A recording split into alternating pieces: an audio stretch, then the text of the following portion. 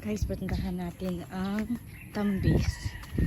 Namunga na daw at maraming bulaklak. So, ayun, ang tambis. Guys, ang tagal na. 2019 pa yan. Kinanim. So, ngayon lang siya namunga. Saan yung bunga? Ayun, ang daming bulaklak, guys. Ayun, oh, kita niyo pa. Uy, mga aso, oh. Aba, ang daming bulaklak.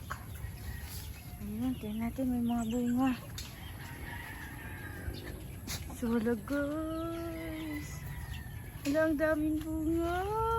Namunga na siya, guys. Ang aming tambis. So, 2019 pa yan. Itinanim. So, ngayon lang talaga siya namulaklak at nagkabunga. So, ayan, ang dami. Tik sa bunga, ang dami. Ang ganda sa taas. Guys. Marami na naman kaming i-harvest nito.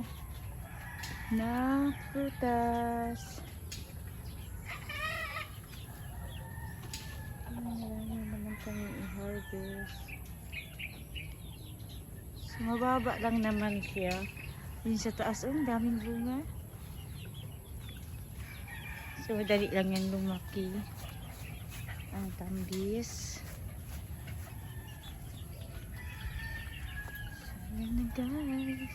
Dito, oh, ito pa. Oh. Sana hindi ka nandukaan ng manok.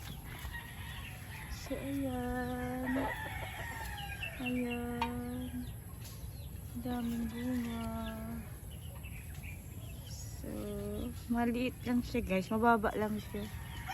Ayun, malaki na pala to dito, guys. Oh. Ito, oh. Ayan, oh, malaki. Yan. Diba? Naku, mga ilang weeks lang yan. Malaki na yan. Dami na yan. Maha-harvest. So, yan. Sarap yun sa asin. So, yun lang, guys. Ito ang itsura niya sa malayo. So, mababa lang yan.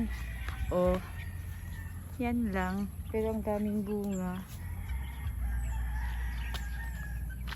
So, yan lang, guys. So, thank you for watching. Bye!